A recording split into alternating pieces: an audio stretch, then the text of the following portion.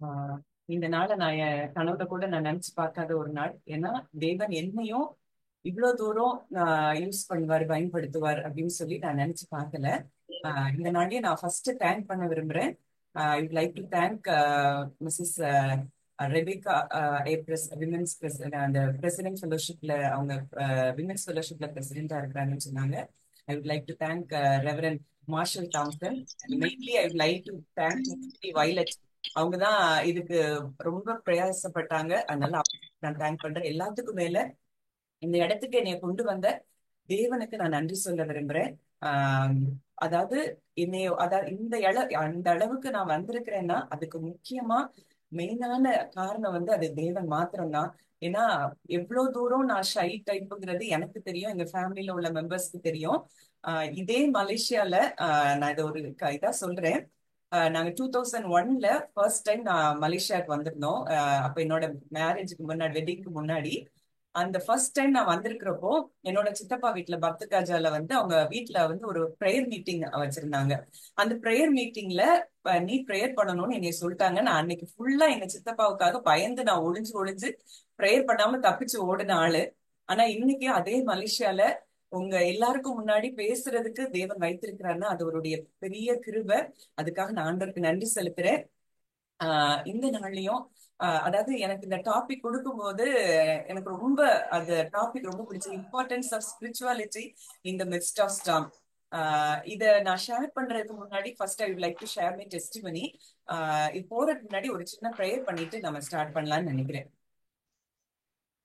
நல்ல தகப்பனே, நன்றியோடு துதிக்கிறோம், ஸ்தோத்திரிக்கிறோம் அப்பா. இந்த நல்ல நாளிலும் அப்பா அப்பாவே ஆண்டவரே, இந்த இந்த இடத்துல ஆண்டவரே அப்பா உங்களுடைய பிள்ளைகளுக்காக நீர் என்ன பேச வேண்டும் என்று சொல்லி நீர் ஆண்டவரே அப்பா சித்தம் வைத்திருக்கிறீர்.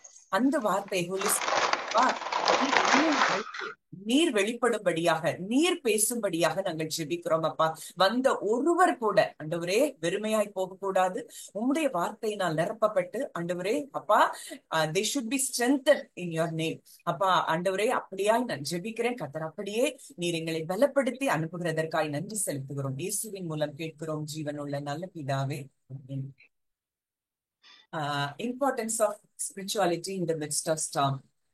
இதுக்கு வந்து உண்மையிலே இந்த தலைப்புக்கு ஒரு பொருத்தம் வந்து அது உண்மையிலே நானா இருக்கணும் இருப்பேங்கிறத வந்து நான் நிச்சயமா சொல்ல முடியும். ஏன்னா என்னுடைய வாழ்க்கையில எங்க வாழ்க்கையில நாங்க கடந்து வந்த பல ஸ்டார்ம்ஸ் தான் இன்னைக்கு என்னை இங்க கொண்டு வந்து நிறுத்தி இருக்குது. நான் சொன்ன மாதிரி நான் பேசிக்கலா ரொம்ப ஒரு ஷை டைப். ஒரு 2 பேருக்கு கூட யாராவது 3 பேர் இருந்தாங்கன்னா கூட என்னால பேச முடியாது, அவ்வளவு பயப்படுற ஒரு ஆளு. ஆனா அந்த வாழ்க்கையில வந்த அந்த ஸ்டார்ம்ஸ் அது வந்து என்னை உருவாக்குச்சு. அந்த இடத்துல ஒருவேளை இன்னைக்கும் நீங்க அப்படிப்பட்ட ஸ்டார்ம்ஸ்குள்ள நீங்க போய் கொண்டிருக்கலாம். ஆனா that is not for destruction. God is building you up in this season. அதை நீங்க உணர்ந்து கொண்டீங்கன்னா நமக்கு பயம் வராது. அப்போ ஒரு 2014 டு 2019 வரைக்கும் ஆஹ் நிறைய விதமான ஒரு ஒரு போராட்டங்கள், ஒரு பயங்கர ஸ்ட்ரகிள். அதாவது ஒரு நல்ல கிறிஸ்டியன் ஃபேமிலி தான். ட்ரெடிஷ்னலா நல்ல அதாவது சர்ச் கோயிங் கிறிஸ்டியன்ஸ். நல்ல ப்ரேயர் பண்ணுவோம், நிறைய ஃபாஸ்டிங் இருப்போம். வீட்டுக்கும் நிறைய பேர் ப்ரேயர் பண்ண வருவாங்க. ஆனா கூட தொடர்ந்து எங்க வாழ்க்கையில அந்த ஒரு போராட்டங்கள் தொடர்ந்துட்டே இருந்தது. நிறைய ஒரு டிமானிக் அப்ரஷன்ஸ். இதெல்லாம் எப்படி எங்களால மேற்கொண்டு வர்றதுன்னு எங்களுக்கு புரியவே இல்லை. மாத்தி மாத்தி சிக்னஸ். அதாவது ப்ரேயர் பண்ணுவோம், ஒரு டெம்பரரி ரிலீஃப் இருக்கும், ஆனா திரும்பி அதே பிரச்சனை தொடரும். இந்த மாதிரி 2014 to 2019 நாங்க போன காரியங்கள் வந்து ரொம்ப கடினமான பாதை. அந்த நாட்கள்ல அதாவது நைட் கூட ஒரு நைட் வந்து நாங்க கிட்டத்தட்ட ஒரு 12 o'clock, 1 o'clock, 2 o'clock வரைக்கும் ப்ரேயர் பண்ணுவோம். அப்படி ப்ரேயர் பண்ணி ஃபாஸ்டிங், நல்லா ரொம்ப ஃபாஸ்டிங் இருப்பேன். ஆனா அதற்கு ஒரு பலன் இருக்கும், நான் இல்லைன்னு சொல்ல மாட்டேன். அந்த ஒரு டெம்பரரியா தான் இருக்குமே தவிர அதோட ஃபுல் ரிலீஃப நாங்க வந்து ஃபேமிலியா நாங்க பார்க்கல. அந்த டைம்ல 2019 நான் ரொம்ப ஆண்டவர்கிட்ட அப்பதான் நான் பேச ஆரம்பிச்சேன். உங்க வார்த்தை சொல்லுது, you shall know the truth and the truth shall set you ஃப்ரீன்னு சொல்லுது. அப்ப ஏன் நாங்க இன்னும் ஃப்ரீ ஆகல?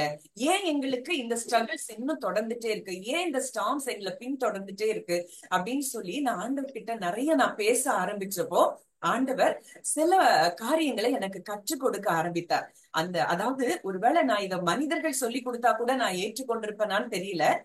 அந்த நாட்கள்ல தேவனே பல காரியங்களை என்னை டீச் பண்ண ஆரம்பிச்சார். நிறைய மெசேஜஸ், அதாவது எனக்கு தெரியாத அந்த சில மெசேஜஸ் கேட்க வச்சார், தெரியாத புக்ஸ வாசிக்க வச்சாரு. அவரே நிறைய ரெவலேஷன்ஸ் எனக்கு கொடுத்தாரு. இதெல்லாம் எனக்கு இந்த புரிய புரிய புரிய ஏன் இந்த வாழ்க்கையில எங்க வாழ்க்கையில அது தொடர்ந்தது, அப்போ இதுல இருந்து வெளியே வர்றதுக்கு நான் என்ன செய்யணும்னு சொல்லி நிறைய காரியங்களை கற்றுக் கொடுக்க ஆரம்பித்தார். நிச்சயமா அந்த ஸ்டாம்ஸ்ல இருந்து நாங்க குடும்பமா ஃபேமிலியா நாங்க வெளியே வந்தோம். அந்த நாட்கள்ல கற்றுக் கொடுத்த காரியங்கள், தேவன் எனக்கு டீச் பண்ண காரியங்களை தான் இந்த நாள்ல நான் ஒரு ஜூம் வழியா நிறைய பேருக்கு அதை சொல்லும்படியா தேவன் எனக்கு கிருபை பாராட்டி இருக்கிறாரு. ஏன்னா எனக்குள்ள அந்த பாரத்தை தேவன் கொடுத்தார்.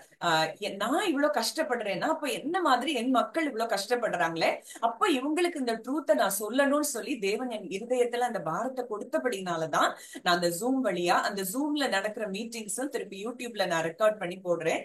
நிறைய மக்கள் அதன் மூலம் விடுதலை பெறறத பார்த்து நான் ஆண்டவருக்கு நான் நன்றி செலுத்துறேன். நிறைய பேர் ஆன்சைட்டில, டிப்ரெஷன்ல, ஸ்லீப்பிங் டேப்லெட்ஸ் எடுத்துட்டு இருந்தவங்க எல்லாருமே இந்த ட்ரூத்த அவங்க தொடர்ந்து கேட்க கேட்க கேட்க அவங்க டெலிவரன்ஸ் ஆகிறத நிறைய டெஸ்டிமனிஸ் நாங்க இந்த நாட்கள்ல கேட்கிறோம். ஹீலிங்கா இருக்கட்டும், இந்த மாதிரி டிப்ரெஷனா இருக்கட்டும், எல்லாத்துல இருந்து மக்கள் வெளியில வர்றாங்க. அதுக்கு காரணம் நான் போன அந்த ஸ்டாம்ஸ்ல தேவன் எனக்கு கற்றுக் கொடுத்த காரியங்கள். அந்த அதாவது வசனம் சொல்லுது, you shall know the truth and the truth shall set you free. அப்போ அந்த ட்ரூத் நம்மள வந்து ஃப்ரீ ஆக்காது.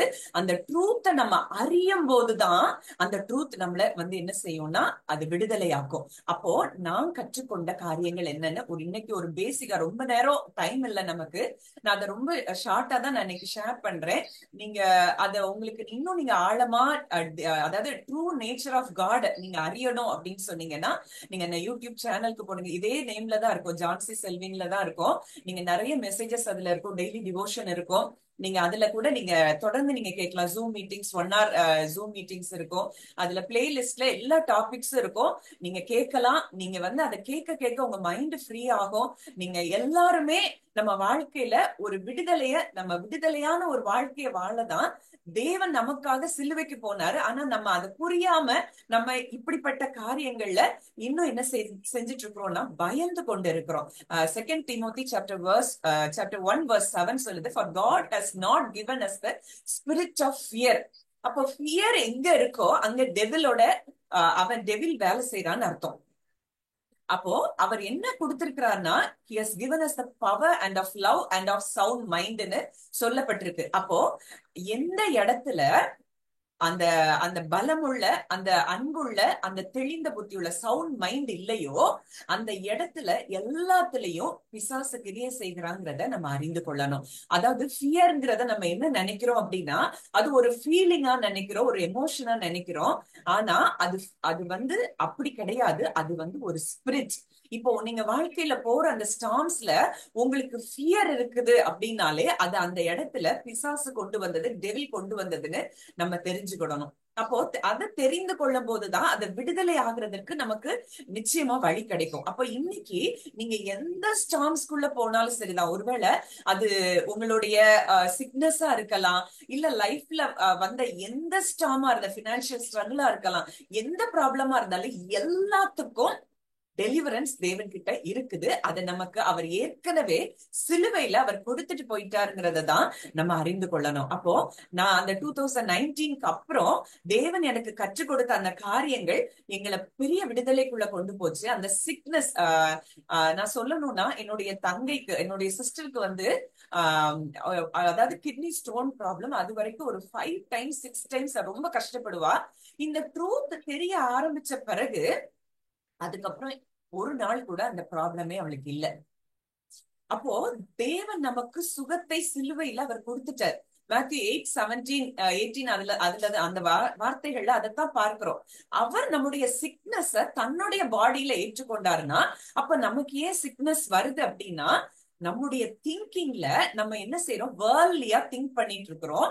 அதனால பிசாசு என்ன செய்யறான், அந்த டெவில் நம்மளுக்குள்ள பயத்தை கொண்டு வந்து அந்த பயத்தின் மூலம் நமக்குள்ள நிறைய சிக்னஸையும் டிசீசஸையும் அவன் கொண்டு வர்றதை நம்ம பார்க்கிறோம். அப்போ அதே போல நிறைய காரியங்கள் நான் சொல்லிட்டே போகலாம்.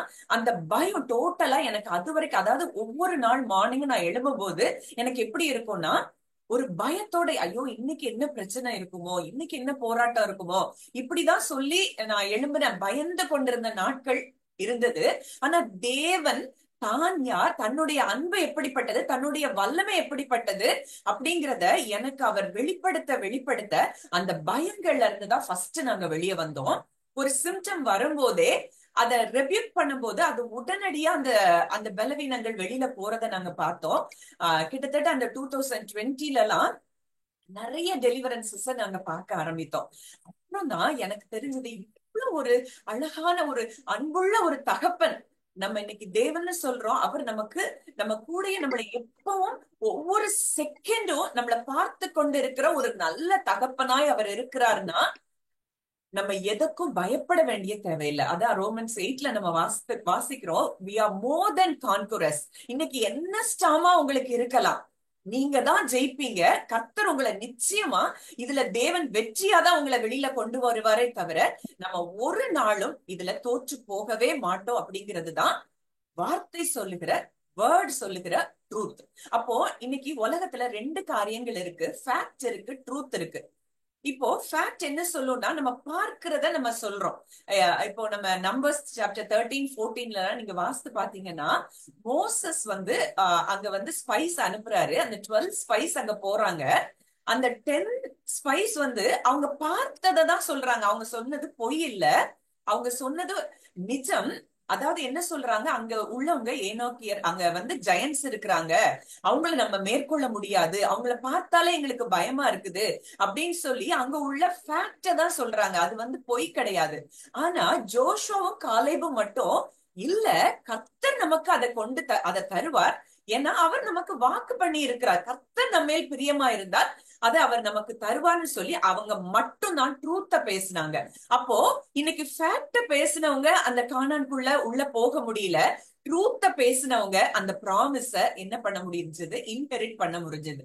அப்போ இன்னைக்கு நம்ம எதை பேசுறோம், நம்ம எதை திங்க் பண்றோம் அப்படிங்கறதுலதான் நம்ம மிராக்கிள் அடங்கி இருக்குது. அப்போ இன்னைக்கு நீங்க என்ன ஸ்டாம்குள்ள போனாலும் சரி, தேவன் இன்றைக்கு உங்களை ஒரு பெரிய ஒரு விக்டோரியஸா தான் அதுல வெளியில கொண்டு வர செய்வார். ஏன்னா இதுக்கு நான் ஒரு உதாரணம், நாங்க எங்க ஃபேமிலி ஒரு உதாரணமா இருப்போம்னா, அதாவது எங்களை, அதாவது நம்ம எல்லாருமே இன்றைக்கு அவருடைய பிள்ளைகளா இருக்கிறோம். இன்னைக்கு என்னைய ரொம்ப நேசிக்கிறாரு, நான் ரொம்ப ஆண்டவரை தேடுறேன் அதனால என்னைய நேசிக்கிறாரு, உங்களை குறைவா நேசிக்கிறாருங்கிறது கிடையவே கிடையாது. அவர் இயேசுவை எவ்வளவு நேசித்தாரோ அதே பேஷனேட் லவ் தான் இன்னைக்கு நம்ம ஒவ்வொருத்தர் மேலையும் ஃபாதர் காட் நம்ம மேல வைத்திருக்கிறார். அப்போ இன்றைக்கு இந்த ஸ்டாம்ஸ்ல இருந்து என்ன வெளியில தேவன் கொண்டு வந்திருக்கிறாருன்னா, நிச்சயமா உங்க ஒவ்வொருத்தரையும் உங்க வாழ்க்கையில போகிற எல்லா போராட்டங்களில இருந்து நிச்சயமா வெளியே கொண்டு வருகிறார்.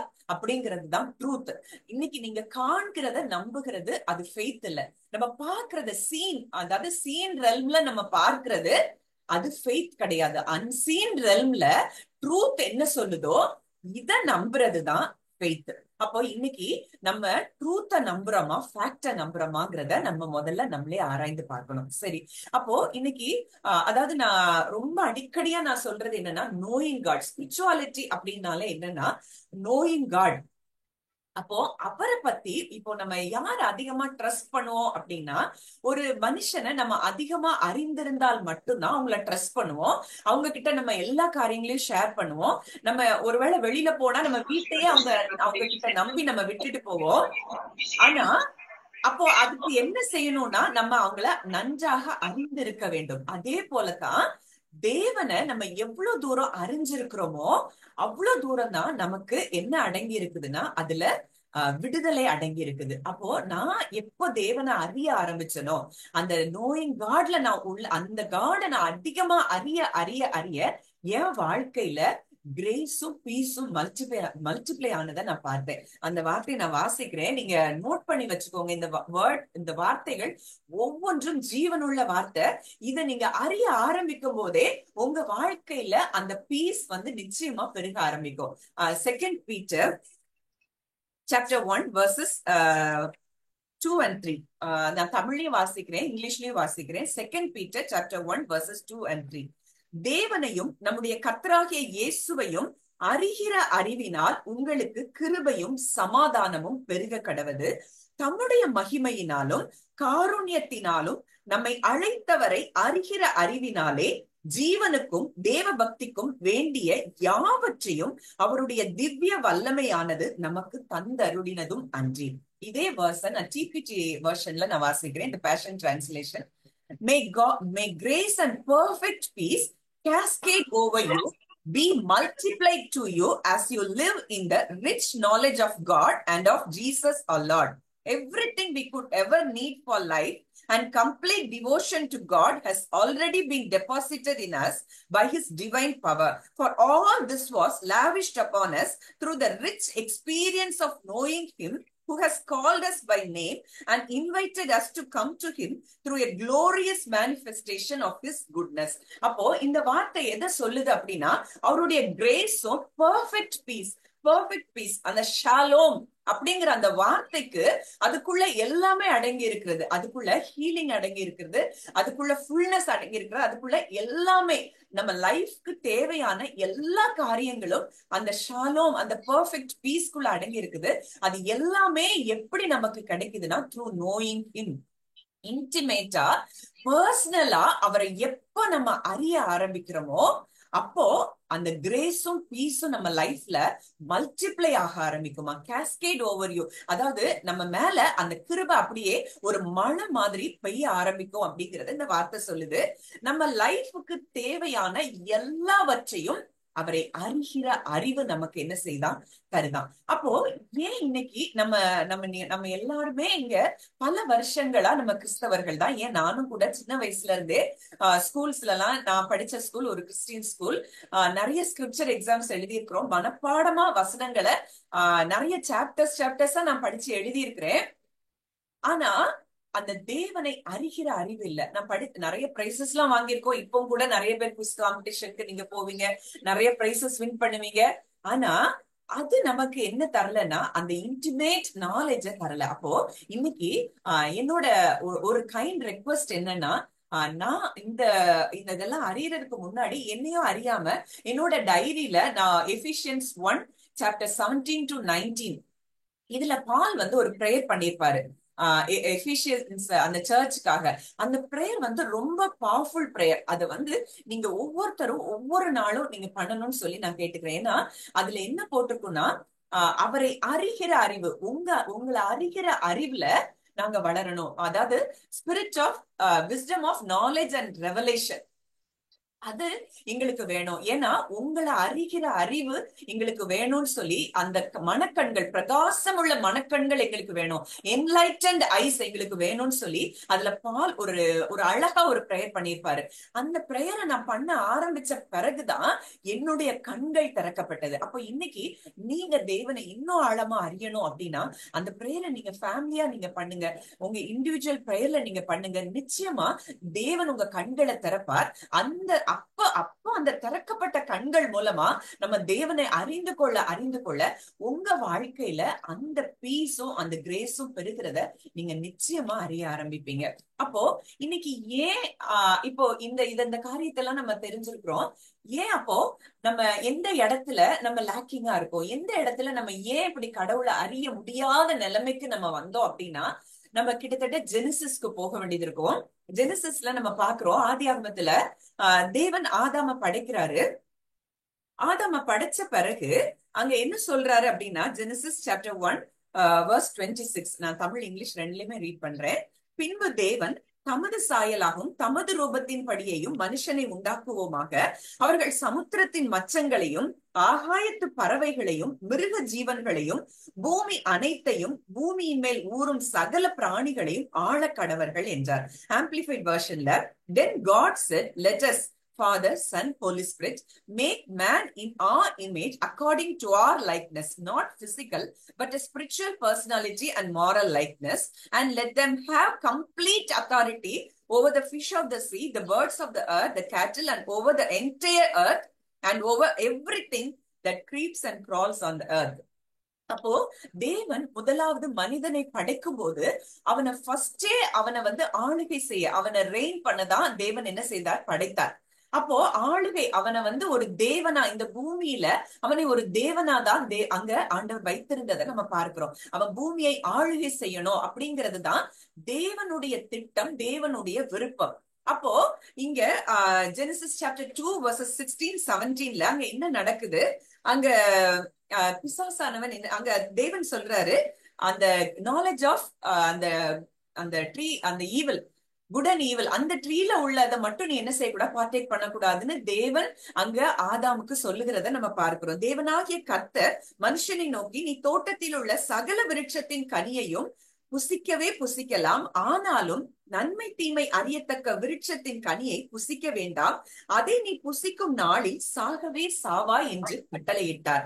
அது இங்கிலீஷ்ல நான் வாசிக்கிறேன். And the Lord God commanded the man saying, you may freely unconditionally eat the fruit from every tree of the garden, but only from the tree of the knowledge of good and evil you shall not eat, otherwise on the day that you eat from it you shall most certainly, both spiritually and physically, physical death in the sense of becoming mortal, they were created immortal, die because of your disobedience. அந்த தேவன் அங்க ஆதாமுக்கு சொல்ற காரியம் அதுதான், இந்த ட்ரீல மட்டும் நீ பார்ட்டேக் பண்ண வேண்டாம். சரி, நான் வந்து சின்ன வயசுல இருந்தே நிறைய நான் யோசிச்சிருக்கிறேன், ஏன் தேவன் வந்து இப்படி ரெண்டு மரத்தை படைச்சு மனுஷனை இப்படி பாவத்துக்குள்ள அவர் தானே அப்ப கொண்டு போனா, அப்படிலாம் நான் ரொம்ப திங்க் பண்ணிருக்கிறேன். அப்போ இந்த ஆண்டவரை அறிகிற அறிவு, அந்த நோயிங் காட்ல நான் வளர ஆரம்பிக்கும் போது தேவன் எனக்கு கற்றுக் கொடுத்த ஒரு காரியம், மனிதனை அவனுடைய ஃப்ரீ வில்லுக்கு தேவன் படைத்தார். அவனை வந்து கம்பல் பண்ணி தன்னை நேசிக்கணும்னு சொல்லி அவர் படைக்கல. ஃப்ரீ சாய்ஸ்ல மனிதன் தன்னை நேசிக்கணும் அப்படின்னு சொல்லிதான் அவனை படைச்சார். அதுக்காக தான் அந்த ரெண்டு ட்ரீயையும் அங்க வைக்கிறத பார்க்கிறோம். ட்ரீ ஆஃப் லைஃபும் இருக்கு, knowledge of good and evil அந்த ட்ரீயும் இருக்கு. அப்போ மனிதன் வந்து எதை அவன் சூஸ் பண்ணணுமோ அதை அவனுடைய விருப்பமா அங்க தேவன் வைத்திருந்தார். மனிதனை அவர் ஒரு ரோபோவா படைக்கல, அவனுடைய சாய்ஸ்ல அவன் தன்னை நேசிக்கணும் அப்படிங்கறதுனாலதான் அங்க அந்த ரெண்டு ட்ரீய அவர் படைச்சதை நான் உணர்ந்தப்போதான் அவருடைய அன்பு எனக்கு புரிய ஆரம்பிச்சது. அப்போ இங்க என்ன நடக்கு, ஜெனசிஸ் சாப்டர் 3, 4, 5ல இங்க அங்க சர்ப்பம் வந்து எங்க வருது, ஏவாள்கிட்ட வருது, வந்து என்ன சொல்லுது, அப்போ அவ சொல்ற வார்த்தை, அப்பொழுது சர்ப்பம் ஸ்திரியை நோக்கி, நீங்கள் சாகவே சாவதில்லை, நீங்கள் இதை புசிக்கும் நாளிலே உங்கள் கண்கள் திறக்கப்படும் என்றும் நீங்கள் நன்மை தீமை அறிந்து தேவர்களைப் போல் இருப்பீர்கள் என்றும் தேவன் அறிவார் என்றது. For God, the Amplified, for God knows that on the day you eat from it, your eyes will be open. That is, you will have greater awareness and you will be like God, knowing good and evil.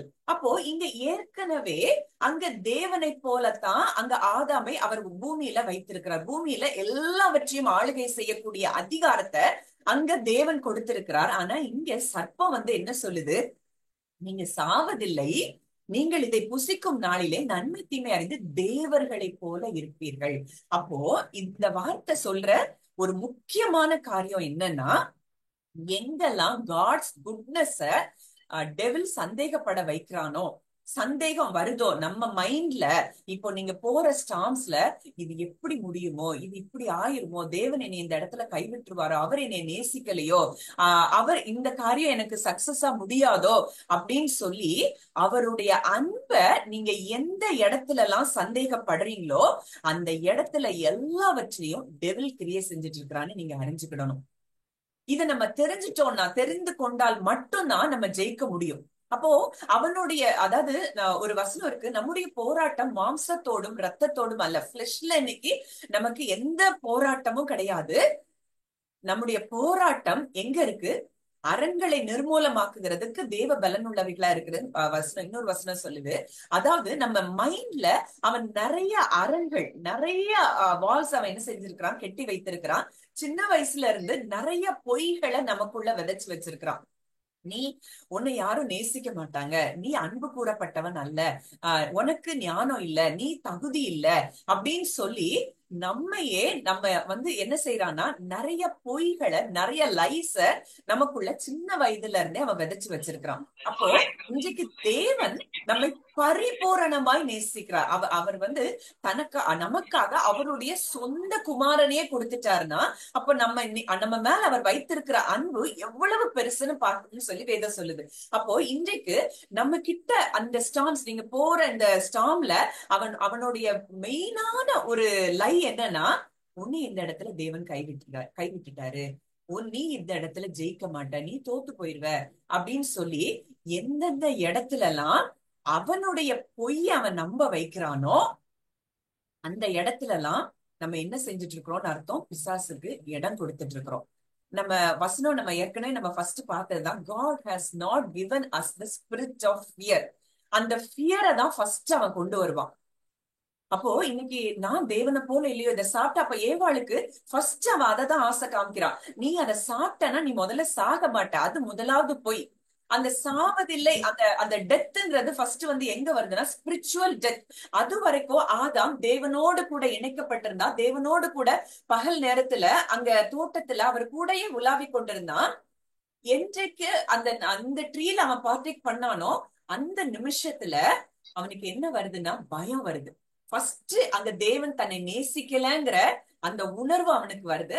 தேவன் அவனை எப்பவும் போலதான் நேசித்து மறுபடியும் வந்து அவனை கூப்பிடுறாரு. அதுதான் ஜெனசிஸ் சாப்டர் 3 verses 9, 10, 11 நம்ம பார்க்கலாம். அப்பொழுது தேவனாகிய கர்த்தர் ஆதாமை கூப்பிட்டு, நீ எங்கே இருக்கிறாய் என்றார். அதற்கு அவன், நான் தேவரீருடைய சத்தத்தை தோட்டத்திலே கேட்டு நான் நிர்வாணியா இருப்பதினால் பயந்து ஒளித்துக் கொண்டேன் என்றான். அப்பொழுது அவர், நீ நிர்வாணி என்று உனக்கு அறிவித்தவன் யார்? புசிக்க வேண்டாம் என்று நான் உனக்கு விலக்கின விருட்சத்தின் கனியை புசித்தாயோ என்றார். ஆம்பிளிஃபைட்ல, but the Lord God called to Adam and said to him, where are you? He said, I heard the sound of you walking in the garden, and I was afraid because I was naked, so I hid myself. God said, who told you that you were naked? Have you eaten from the tree of which I commanded you not to eat? கேட்கிறாரு. அவர் எப்பவும் போலதான் ஆதாம சந்திக்க வர்றாரு. இங்க ஆதாமுக்குள்ள அந்த நன்மை தீமை அறியத்தக்க அந்த பழத்தை சாப்பிட்டது நிமித்தம் அவன் எதுல இருந்து ரியாக்ட் பண்ண ஆரம்பிச்சுட்டான்னா, பிளஷ்ல இருந்து, அவனுடைய சோல்ல இருந்து அவன் என்ன செய்ய ஆரம்பிச்சுட்டான்?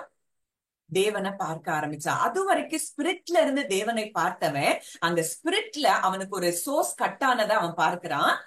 இப்போ அவன் சோல்ல, அவன் பிளஷ்ல உலகத்தை பார்த்து அவன் வாழ ஆரம்பிக்கிறான். இப்போ நம்ம கூட நிறைய பேர் என்ன செய்யறோம்னா, ஒரு சிம்டம் வந்தது அப்படின்னா உடனே கூகுள்ல போய் எதனாலும் சர்ச் பண்ணி பாக்குறோம். இல்ல என்ன பிரச்சனையா இருக்கட்டும் உடனே மற்றவங்கள்ட்ட ஷேர் பண்றோம். உலகத்துல இருந்து வர்ற அறிவு நமக்கு என்ன செய்யுது, உள்ள போய் தேவன் நமக்கு வைத்திருக்கிற ஆசீர்வாதங்களை சுதந்திரிக்க விடாமல் அந்த நாலேஜ் தான் என்ன செய்யுதுன்னா நம்மளை தடுக்கிறத பார்க்கிறோம். இப்படித்தான் அந்த நம்பர்ஸ் சாப்டர் 13, 14ல அவங்க உலகத்தை பார்க்கிறாங்க, உலக மனிதர்களை பார்க்கிறாங்க, அவங்க எப்படி இருக்கிறாங்கன்னு பாக்குறாங்க, அவங்கள பார்க்கிறாங்க. நாங்க வெட்டுக்கிளிகளை போல இருந்தோம் அப்படின்னு சொல்லி அவங்க பார்வைக்கு நாங்க வெட்டுக்கிளிகளை போல இருந்தோம்னு சொல்றாங்க.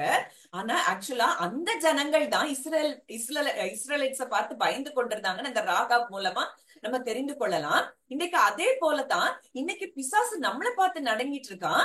ஆனா நம்ம என்ன செய்யறோம், உலகத்தை காரியங்களை நம்ம எல்லாவற்றையும் நம்ம தலையில ஏத்தி நம்ம இன்னைக்கு பயந்து கொண்டு இருக்கிறோம், ஜெயிக்க முடியாதபடி நின்று கொண்டு இருக்கிறோம். அப்போ ட்ரூத்தை தெரிந்து கொண்டோம்னா நிச்சயமா விடுதலை. நான் எனக்கு என் தேவன் இந்த வார்த்தையை, இந்த ப்ராமிஸ கொடுத்திருக்கிறாரு. என்னுடைய வாழ்க்கையில இதுதான் நிச்சயம் நடக்கும்னு சொல்லி இந்த ட்ரூத்ல நிற்கும் போதுதான் நம்ம வின் பண்ண முடியும். அதுதான் ஆண்டவர் சொல்றாரு, கற்பாறையின் மேல் கட்டினவர். அப்போ இன்னைக்கு நம்ம அஸ்திபாரம், நம்ம ஃபவுண்டேஷன் அவருடைய வார்த்தையில இருந்தா என்ன புயல் வந்தாலும் நம்மை அசைக்க முடியாது.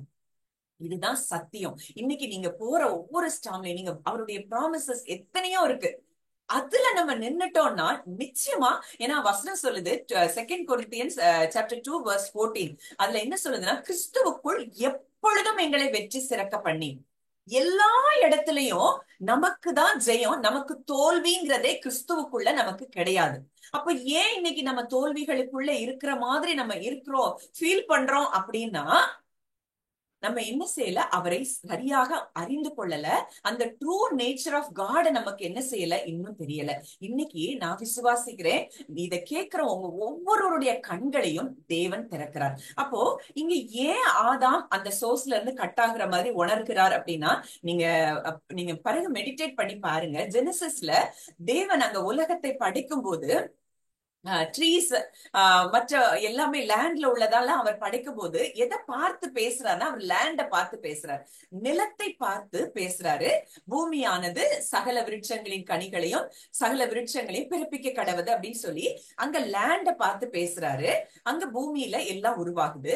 அதே மாதிரி மீனை படைக்கும் போது, அதாவது தண்ணீர்ல உள்ள அந்த அந்த இதெல்லாம் படைக்கும் போது அவர் எதை பார்த்து பேசுறாருன்னா கடலை பார்த்து பேசுறாரு. ஜலமானது திரளான மீன்களை பிறப்பிக்க கடவுது அப்படின்னு சொல்லி பேசுறாரு. அப்போ இங்க மீனுக்கு சோர்ஸ் தண்ணி, வாட்டர். இந்த வாட்டரை விட்டு வெளியே எடுத்த உடனே அந்த மீன் என்ன ஆகும்னா துடிக்கிற ஒரு நிலைமைக்கு வரும். நம்ம பார்த்திருக்கிறோம், உயிருள்ள ஒரு ஃபிஷ்ஷை நம்ம வாங்கிட்டு அதை தண்ணியில இருந்து நம்ம எடுத்துட்டோம்னா அது பயங்கரமா அங்க துடிக்கிற ஒரு நிலைமை அந்த ஃபிஷ்ஷுக்கு வரும். அதே போல அந்த சோர்ஸ் லேண்ட்ல இருந்து அந்த சோர்ஸ், அந்த இப்போ ஒரு மரத்தை வெட்டணும் அப்படின்னா அந்த மரம் ஜீவன் இல்லாம போகும். அதே போலதான் இன்றைக்கு பிதா குமாரன் பரிசுத்தாவிங்கிற அந்த சோர்ஸ்குள்ளதான் மனிதனை தேவன் படைக்கிறார். தமது சாயலாக தமது ரூபத்தின்படி மனிதனை படைப்போமாகன்னு சொல்லி அவருக்குள்ள ஆதாமை வைத்து படைக்கிறார். அப்போ இங்க இந்த ட்ரீல அவன் பார்ட்டேக் பண்ண உடனே அவன் மைண்ட்ல அவன் ஃபீல் பண்ணது என்ன அப்படின்னா, தான் தேவனிடத்துல இருந்து அந்த சோர்ஸ்ல இருந்து அவன் கட்டானத அவன் உணர்றான். தேவன் அவனை நேசித்து கொண்டுதான் இருந்தாரு. ஆனா அவன் ஃபீல் பண்ணது தான் தேவனிடத்துல இருந்து. அதுதான் கொலோசியன்ஸ் 1:21 நினைக்கிறேன்.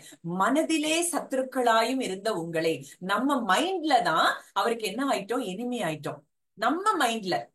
அதனாலதான் இது எல்லாவற்றையும் மாற்றும்படியா அவர் கிறிஸ்துவை உலகத்துக்கு அனுப்பி எந்த சோர்ஸ்ல இருந்து நம்ம கட்டானமோ இன்னைக்கு அதே சோர்ஸ்குள்ள கிறிஸ்து மூலமாய் பிதா குமாரன் பரிசுத்தாவியானவருக்குள்ள நம்ம என்ன செஞ்சிட்டோம், மறுபடியும் தேவன் நம்மை கொண்டு வந்து சேர்த்திருக்கிறார். இதத்தான் நீங்க ஜான் சாப்டர் 17 நீங்க வாசித்து பாத்தீங்கன்னா எப்படி நம்ம ஆதாம் காலத்துல நம்ம என்ன செஞ்சோம், தேவனிடத்துல இருந்து பிரிக்கப்பட்டதை உணர்ந்த நம்ம ஆதாம்ல இருந்து கிறிஸ்து வரைக்கும் அப்படித்தான் எல்லாரும் இருந்தோம். நம்ம கிறிஸ்துவை அறியாதவர்களாய் நம்ம இருந்தப்போவோம், அப்படிதான் இருந்தோம். ஆனா இன்றைக்கு மறுபடியுமாய் கிறிஸ்துவின் மூலமாய் அந்த சோர்ஸ்குள்ள நம்ம என்ன செஞ்சிட்டோம்னா இணைக்கப்பட்டு விட்டோம்.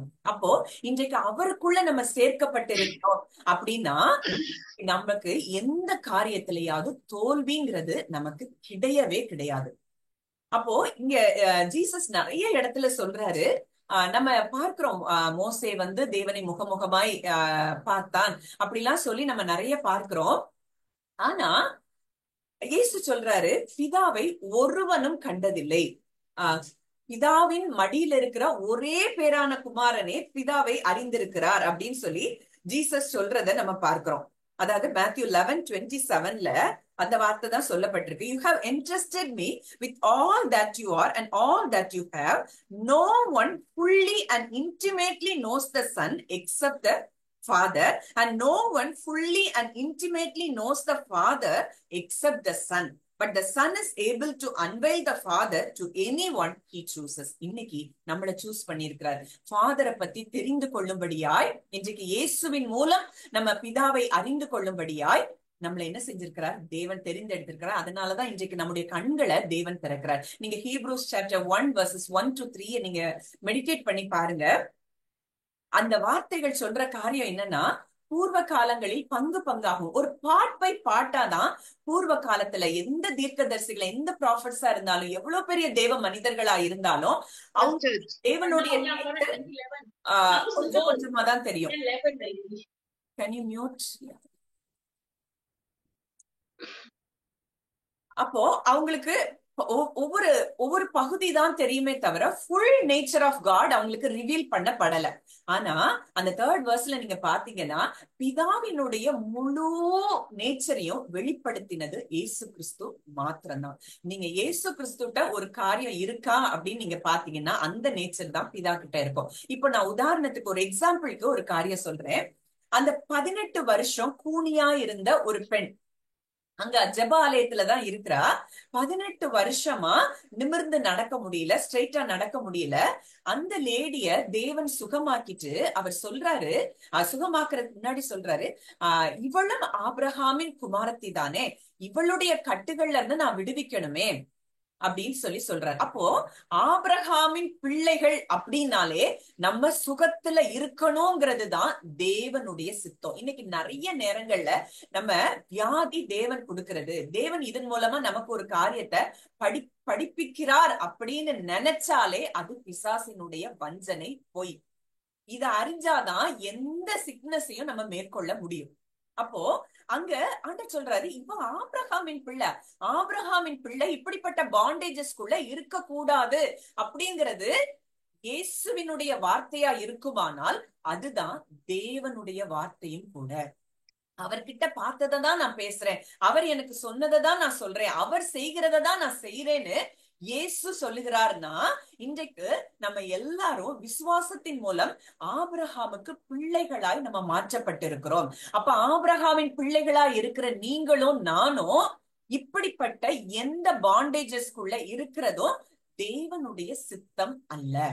இத நம்ம தெரிஞ்சா மட்டும்தான் இந்த எந்த சிக்னஸா இருந்தாலும் அதை மேற்கொள்ள முடியும். இப்போ என்னுடைய டெஸ்டிமனி ஒரு ஒரு அதாவது இந்த இந்த இந்த இடத்துல நான் எல்லாருமே நம்ம என்ன செஞ்சுட்டு இருக்கோம், வளர்ந்துட்டுதான் இருக்கோம். அப்போ சமீபத்துல எனக்கு ஒரு பயங்கரமான ஒரு நெக் பெயின், அது கை வரைக்கும் அந்த நர்வோட இழுத்துட்டு ஒரு பெயின் இருந்தது. நான் டாக்டர்ஸ்ட போனா அவங்க சொல்லிட்டாங்க, இல்ல இது கழுத்து எலும்பு தேய்மானம், அதுக்கு நீங்க எக்ஸ்ரே எடுக்கணும் அப்படி இப்படின்னு. ஆனா நான் எனக்கு இந்த ஃபெய்த்குள்ள வந்த பிறகு முதல்ல நான் கத்துற மட்டும்தான், அது அந்த இடத்துக்குள்ளே நான் வந்தது நான் என்னுடைய வார்த்தைகள் மூலமா தான் நான் வந்தேன். நான் அந்த வலியை ரொம்ப பெரிதுபடுத்தி நான் பேசிட்டே இருந்ததுனால அந்த வலி கிட்டத்தட்ட ஒரு 3-4 மந்த்ஸுக்கு முன்னாடி அந்த வலி எனக்கு ரொம்ப பெருசா தெரிஞ்சது. அப்புறம் ஒரு ஒரு 2-3 வீக்ஸ் பேக் நான் ஒரு மெசேஜ நானே அதாவது கிங்டம் பிரின்சிபல்ஸ்னு சொல்லி அந்த ஜூம்ல பேசுறதுக்காக நான் ரெடி பண்ணிட்டே இருக்கோம். ஆண்டவர் என் கூட பேசிட்டே இருந்தாரு. அப்போ நீ என்னுடைய பிள்ளை, நீ உன்னைய எப்படி பார்க்கிற, நீ சுகமாக்கப்பட்டவளா உன்னைய பாரு, நீ எதிரா இருக்கிற உன்னுடைய சிம்டம நீ பேசாத அப்படின்னு சொல்லி ஆண்டவர் என் கூட பிரத்யட்சமா அந்த நாட்கள்ல இடைப்பட்டார். அப்போ அந்த 1 வீக்கும் நான் இனிமே என்னோட அந்த பெயினை பத்தி பேச மாட்டேன், அதை பத்தி திங்க் பண்ண மாட்டேன்.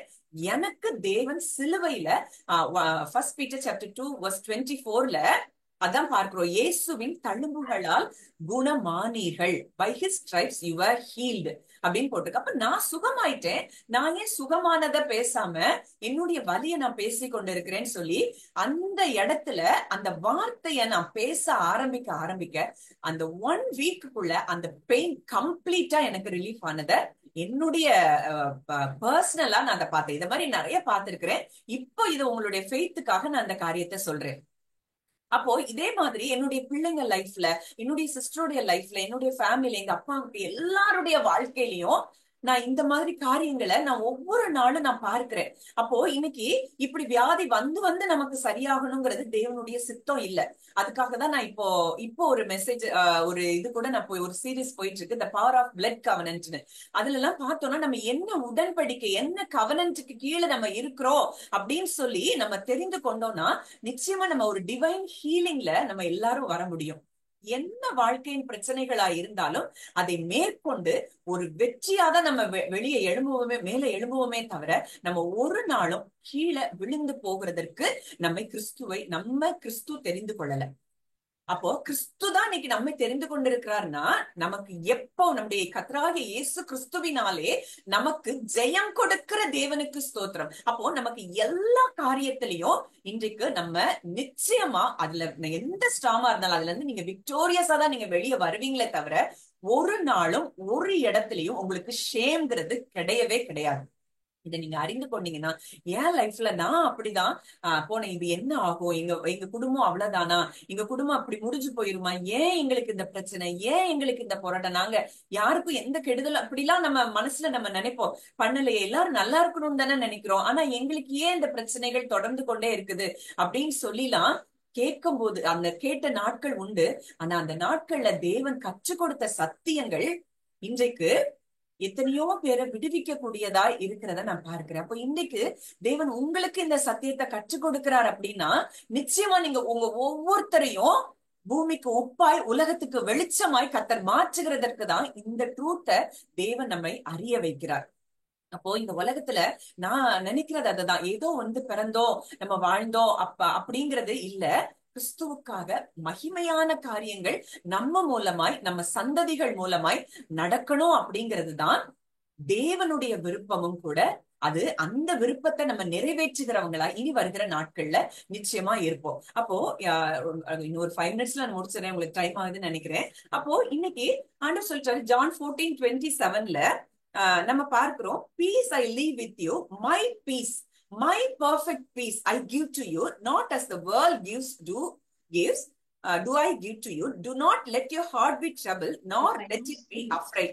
Let my perfect peace calm you in every circumstance and give you courage and strength for every challenge. யாரும் மியூட் பண்ணலன்னு நினைக்கிறேன். Please can you mute? அப்போ இதுல இந்த வார்த்தை சொல்லுது என்னன்னா, let my perfect peace calm you in every circumstance and give you courage and strength for every challenge. ஒவ்வொரு சேலஞ்சுக்கும் அவருடைய பீஸ் நமக்கு இருந்ததுன்னா நம்ம நிச்சயமா அதுல ஜெயிச்சுதான் வருவோம். நீங்க இன்னைக்கு நல்ல மனதுல ஆழமா பதிக்க வேண்டியது ஒரு காரியம், இந்த காரியத்துல நான் ஜெயிப்பேன், நான் ஜெயம் எடுப்பேன். வார்த்தை இததான் சொல்லுது, நான் இப்படி கட்டுகளுக்குள்ள இருக்கிறது என் தேவனுடைய சித்தம் அல்ல அப்படின்னு சொல்லி நீங்க இருதயத்துல ஆழமா விசுவாசிச்சு அத உங்க வார்த்தையில வாயினால பேசும்போது, டெத் அண்ட் பவர், அதாவது மரணமும் ஜீவனும், டெத் அண்ட் லைஃப் எங்க இருக்கு அப்படின்னா நம்முடைய நாவல, பவர் ஆஃப் த டங்ல தான் இருக்கு, நம்முடைய நாவல இருக்கு. அப்ப நீங்க விசுவாசித்து நீங்க அறிக்கையிடும் போது அங்க ஒரு பெரிய விடுதலைய நீங்க பார்ப்பீங்க. அப்போ இங்க எப்படி வந்து ஜீசஸ்க்கு இருந்த பீஸ் எப்படிப்பட்ட பீஸ்ங்கிறத நம்ம அறிந்திருக்கிறோம். ஏன் அப்படிப்பட்ட பீஸ்ல அவர் ஆப்ரேட் பண்ணாருன்னா, அவருக்கு இன்டிமேட்டா தேவனை அவர் அறிந்திருந்தார். அதாவது நம்ம நல்லா அறிந்திருக்கிறோம், மார்க் சாப்டர் 4:38 ஒரு சம்பவம் சொல்லப்பட்டிருக்குது. அங்க கடல்ல அவங்க பிரயாணம் பண்ணிட்டு இருக்காங்க படகுல. அப்போ ஒரு பெரிய ஸ்டார்ம் அங்க வருது. அங்க சீஷர்கள் எல்லாம் பயந்து இயேசுவை போய் அங்க எழுப்புறாங்க. அவர் நல்லா தூங்கிட்டு இருக்காரு. அவருக்கு தெரியாமலா இருக்கும் அங்க படகு கவிழக்கூடிய சூழ்நிலை இருக்கு, தண்ணி எல்லாம் உள்ள வருது. ஆனாலும் அவருடைய பீஸ் ஒரு டிஸ்டர்ப்ட் ஆகாத நிலையில இருந்ததுக்கு காரணம் என்னன்னா, அவர் தன்னுடைய தகப்பனை குறித்து, தன்னுடைய ஃபாதர் குறித்து அவர் நன்கு அறிஞ்சு வச்சிருந்தார். ஏன்னா என் அப்பா என்னைய இந்த கடல்ல மூழ்கடிக்க மாட்டாருங்கிறது அவருக்கு தெரியும். தான் உலகத்திற்கு வந்த நோக்கத்தை நிறைவேற்றி முடிக்கும் வரைக்கும் தன்னை ஒரு தீங்கும் சேதப்படுத்த முடியாதுங்கிறத அவர் அறிந்து வைத்திருந்தார். எத்தனையோ வாக்குத்தத்தங்கள், எத்தனையோ ப்ராமிசஸ் நமக்கு இருக்கு. ஆனா இன்னைக்கு அந்த ப்ராமிசஸ நம்ம பிலீவ் பண்றோமா? சாம்ஸ் 91 எத்தனையோ நேரம் மனப்பாடமா நம்ம சொல்றோம், மெமரைஸ் பண்ணி நம்ம பிள்ளைங்களை படிக்க வைக்கிறோம், சொல்றோம். ஆனா அந்த வார்த்தையை எவ்வளவு தூரத்துக்கு நம்ம ஹார்ட்ல பிலீவ் பண்றோம்? ரோமன்ஸ் 10 அததான் நம்ம பார்க்கிறோம், இருதயத்தில் விசுவாசித்து வாயினால் அறிக்கையிடும் பொழுது நமக்கு ரட்சிப்பு அப்படின்னு சொல்லி. அப்போ அங்க டிசைபிள்ஸ் வந்து எழுப்புறாங்க. Jesus was in the storm, sleeping on a cushion. The disciples woke him and said to him, "Teacher, don't you care if we drown?" He said to the disciples, "Why are you so afraid? Do you still have no faith?" அங்க அவ்வளவு புயல் அடிக்குது. அப்பதான் ஏசப்பா கேக்குறாங்க, உங்களுக்கு என்ன விசுவாசம் இல்லையா அப்படின்னு, ஏன் இப்படி பயப்பட்டீங்க? இன்னைக்கு உங்க ஒவ்வொருத்தரையும் பார்த்து, நம்ம ஒவ்வொருத்தரையும் பார்த்து தேவன் அந்த வார்த்தையை தான் கேட்கிறாரு.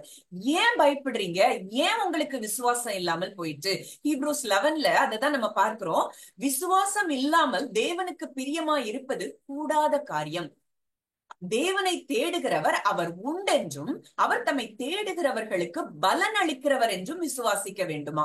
அப்போ நம்ம ஃபெய்த் இல்லாம அவரை நம்புறோம், அவரை நேசிக்கிறோம் அப்படிங்கிறது அது கூடாத காரியம்.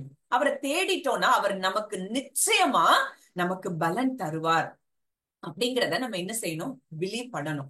அந்த பிலீஃப் இருந்தா மட்டும்தான் நம்ம என்ன செய்ய முடியும்? வாழ்க்கையில ஜெயிக்க முடியும். இப்போ ஒரு காரியத்தை நான் சொல்லும் போது உங்களுக்கு இன்னும் நல்லா புரியும். இப்ப நம்ம தேவனை நம்புறோம், நாங்க ஜீசஸ் தான் நம்பிட்டே இருக்கோம், அவரை மட்டும்தான் நாங்க நேசிக்கிறோம் அப்படின்னு சொல்றோம். ஆனா எந்த அளவுக்கு அவருடைய வார்த்தைய நம்புறோம்? அவரை நம்புறது அப்படிங்கிறதுக்கு ஒரு அடையாளமே அவருடைய வார்த்தையை நம்புகிறது தான். இன்னைக்கு நீங்க அவருடைய வார்த்தையை நம்பல அப்படின்னா அவரை நம்பலங்கிறதுக்கு அர்த்தம் அதுதான். அப்போ அவருடைய அவருக்கு என்ன பவர் இருந்தது, அவருடைய வார்த்தைக்கு அதே வல்லமை இருக்கு. ஹீப்ரூஸ் 4:12 அததான் பாக்குறோம். அவருடைய வார்த்தை ஜீவனும் வல்லமையும் உள்ளதும். அப்போ இன்னைக்கு உங்க ஸ்ட்ரகிள், நீங்க என்னென்ன ஸ்ட்ரகிள்ல போயிட்டு இருக்கீங்களோ அதுக்கு ஏத்த வார்த்தைய உங்க இருதயத்துல விசுவாசிச்சு நீங்க வாயினால பேசும்போது அந்த இடத்துல நிச்சயமா ஒரு டெலிவரன்ஸ் உண்டு. மாறா நம்ம என்ன செய்யறோம், சூழ்நிலைகளை பேசிக்கொண்டே இருக்கிறோம். சர்க்கம்ஸ்டன்சஸ், சிச்சுவேஷன்ஸ என்ன செய்யறோம், பேசுறோம். யாரு மாதிரி, அந்த 10 ஸ்பைஸ் மாதிரி, அந்த 10 ஸ்பைஸ் மாதிரி அந்த ஃபேக்ட பேசுறோம், ட்ரூத்த பேசல. ஆனா ட்ரூத்த பேசினால் மாத்திரம்தான் நம்ம என்ன செய்ய முடியும், ப்ராமிசஸ இன்ஹெரிட் பண்ண முடியும்.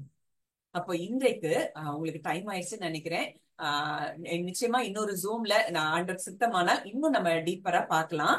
அப்போ இன்னைக்கு தேவனால் பிறப்பது எல்லாம் உலகத்தை ஜெயிக்கும். இன்னைக்கு ஜான் 1:12-13 அதான் பார்க்கிறோம். நம்ம இன்னைக்கு யாரெல்லாம் அவரை விசுவாசிச்சு ஏற்றுக்கொள்றோமோ அவங்க எல்லாரும் தேவனால் பிறந்தவர்கள். இன்றைக்கு இயேசு எப்படி தேவனுடைய குமாரனோ அதே போலதான், அதே அன்புலதான் இன்றைக்கு பிதாவாகிய தேவன், ஃபாதர் காட் நம்மளை என்ன செய்யறார், நேசிக்கிறார். அப்போ இன்னைக்கு நம்ம தேவனால பிறந்துட்டோம் அப்படின்னா, தேவனால் பிறப்பது எல்லாம், நீங்க தேவனால பிறந்துட்டேன்னு நீங்க விசுவாசிங்கன்னா நீங்க உலகத்தை ஜெயிப்பவர்கள். வசனம் தான் சொல்லுது, 1 John chapter 5 verse 7. தேவனால் பிறப்பது எல்லாம் உலகத்தை ஜெயிக்கும். நம்முடைய விசுவாசமே உலகத்தை ஜெயிக்கிற ஜெயம். TPT-ல you see every child of God overcomes the world, for our faith is the victorious part that triumphs over the world. அப்போ இன்றைக்கு தேவன் உங்களை ஒவ்வொருத்தரையும் ஜெயிக்கிறவங்களா பார்க்கிறாரு. நம்ம தோற்று போகக்கூடியவங்க அல்ல, தோற்று போக நம்ம அழைக்கப்படவும் இல்ல. கர்த்தர் இந்த நாட்கள்ல நம்ம ஒவ்வொருத்தருடைய கண்களையும் திறந்து அவரை அறிகிற அறிவு, அந்த அறிவுல நம்ம வளரும் போது நிச்சயமா தேவன் நம்ம மூலமா பெரிய காரியங்களை செய்வார். அப்போ இன்னைக்கு நீங்க ஒருவேளை இன்னும் நீங்க அவரை ஆழமா அறியணும் அப்படின்னு சொன்னா, நான் ஃபர்ஸ்ட் சொன்ன மாதிரிதான், நீங்க அந்த யூடியூப்ல என்னுடைய சேனல்ல என்னுடைய மெசேஜஸ் எல்லாமே இருக்கும். நீங்க அதுல போய் பார்க்கலாம். அதுல ஒரு கான்டாக்ட் நம்பர் இருக்கும். ஒருவேளை அந்த குரூப்ல உங்களை ஆட் பண்ணணும்னாலும் ஆட் பண்ண முடியும். நிச்சயமா நம்ம எல்லாரும் சேர்ந்து காட்ஸ் கிங்டம் என்ன செய்யணும்னா இந்த உலகத்துல எஸ்டாப்ளிஷ் பண்ணணும். இன்னும் ஒரே ஒரு வசனம், என்னைய விடுவிச்ச ஒரு வசனத்தை நான் சொல்லி முடிக்கிறேன். கொலோசியன்ஸ் 1:13. நீங்க உங்க இருதயத்துல இந்த வசனத்தை நீங்க பதிச்சிட்டீங்க அப்படின்னா எல்லா சூழ்நிலைகளையும் நிச்சயமாய் ஜெயிக்க முடியும். ஏன்னா எங்களுக்கு வந்த போராட்டத்துல தேவன் எனக்கு இந்த ஒரு வசனத்தை மிகப்பெரிய வெளிச்சமாய் தந்தார். கொலோசியன்ஸ் 1:13. அதாவது இருளின் அதிகாரத்தினின்று நம்மை விடுதலையாக்கி தம்முடைய அன்பின் குமாரனுடைய ராஜ்யத்திற்கு உட்படுத்தினவராகிய தேவனை ஸ்தோத்தரிக்கிறேன். அப்போ அதாவது இது என்ன சொல்லுது அப்படின்னா, for he has rescued us from the dominion of darkness and brought us into the kingdom of the son he loves. ஒருவேளை இன்னைக்கு இந்த பூமியில தான் இருக்கிறோம். பரலோகம் வேற, பரலோக ராஜ்யம் வேற, ஹெவன் வேற, கிங்டம் ஆஃப் ஹெவன் வேற, கிங்டம் ஆஃப் காட் வேற. அப்போ இன்னைக்கு இந்த பூமியில இருந்தாலும் நம்ம எங்க இருக்கிறோம் அப்படின்னா டார்க்னஸ்க்கு சம்பந்தம் இல்லாத இடத்துல இருக்கிறோம். இன்னைக்கு நிறைய பேர், ஏன்னா நாங்களும் கூட அப்படிதான் பயந்து கொண்டிருந்தோம். பிசாசு அப்படி செஞ்சிருவானோ, இப்படி செஞ்சிருவானோ, இதை எங்களுக்கு எதிராக கொண்டு வந்துருவானோ அப்படின்னு சொல்லி தேவனை நம்பினதை விட அவனை நம்பி பயந்த நாட்கள் அநேகம். அப்போ இன்னைக்கு இந்த வார்த்தை தெளிவா சொல்லுது, நீங்க யாருமே டார்க்னஸ்க்குள்ள கிடையாது. என்னைக்கு நீங்க கிறிஸ்துவை விசுவாசித்து அவர்தான் என்னுடைய சொந்த ரட்சகர், அவர்தான் என்னுடைய சேவியர்னு சொல்லி நீங்க ஏற்றுக்கொண்டீங்களோ அப்பவே நீங்க எங்க வந்துட்டீங்கன்னா கிங்டம் ஆஃப் காடுக்குள்ள வந்துட்டீங்க, கிங்டம் ஆஃப் சன் குள்ள நீங்க வந்துட்டீங்க. டார்க்னஸுக்கும் உங்களுக்கும் சம்பந்தமே கிடையாது. அவன் உங்களை டச் பண்ணவே முடியாது. அப்போ அவன் அப்ப ஏன் இன்னும் என் வாழ்க்கையில இப்படி இருக்குது அப்படின்னு நீங்க நினைச்சீங்க அப்படின்னா, உங்க மைண்ட்ல நிறைய என்ன செஞ்சான், பொய்களை, லைஸ் அவன் விதைச்சு அதன் மூலமா உங்க லைஃப்ல என்ன செஞ்சான், அவன் கிரியேட் செய்து கொண்டிருந்தான். இன்றைக்கு அவனுடைய பொய்கள் உங்க இருதயத்துல இருந்து, உங்க சிந்தனைகள்ல இருந்து தேவன் அப்படியே அதை என்ன செய்யறாரு, புடுங்கி போட விரும்புறாரு. இன்றைக்கு அது எல்லாம் ஃப்ரம் த ரூட், அது எல்லாம் என்ன செய்யுது, உங்க சிந்தனைகள்ல இருந்து, உங்க திங்கிங்ல இருந்து, உங்க தாட் பேட்டர்ன்ஸ்ல இருந்து அதை தேவன் என்ன செஞ்சிட்டாரு, வெளியேற்றிட்டாரு. இனி உங்க வாழ்க்கையில ஒவ்வொரு நாளும் ஒரு ஜெயத்தின் நாளா இருக்கும். நீங்க நிச்சயமா உங்க லைஃப்ல இருந்த எல்லா சூழ்நிலைகளையும் நீங்க நிச்சயம் ஜெயிப்பீங்க. கர்த்தர் உங்க வாழ்க்கையில பெரிய காரியங்களை செய்வார். ஜெபிக்கலாம். நல்ல தகப்பனே, நன்றியோடு உம்மை துதிக்கிறோம், ஸ்தோத்தரிக்கிறோம் அப்பா. தகப்பனே, இந்த நாளிலும் ஆண்டவரே, அருமையான என்னுடைய சகோதரிகளோடு ஆண்டவரே அப்பா, உம்முடைய வார்த்தைகளை நீர் பேச கொடுத்த கிருபைக்காய் நன்றி செலுத்துகிறோம் அப்பா. இந்த நாளிலும் ஒவ்வொருவரோடும் கூட நீர் பிரத்யட்சமாய் இடைப்பட்டிருக்கிறீர் என்பதை நாங்கள் விசுவாசித்து உமக்கு நாங்கள் நன்றி செலுத்துகிறோம். இந்த வார்த்தை, விதைக்கப்பட்ட இந்த வார்த்தை ஆண்டவரே நல்ல நிலத்துல, நல்ல லேண்ட்ல விதைக்கப்பட்டிருக்கிறதப்பா.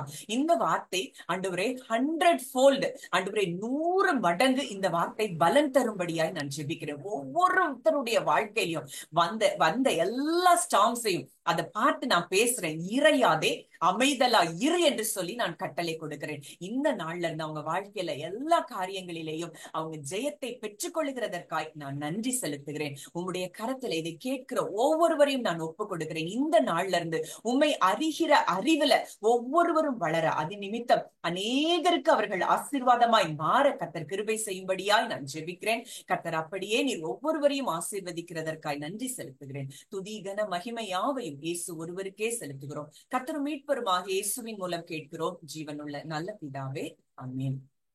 Amen.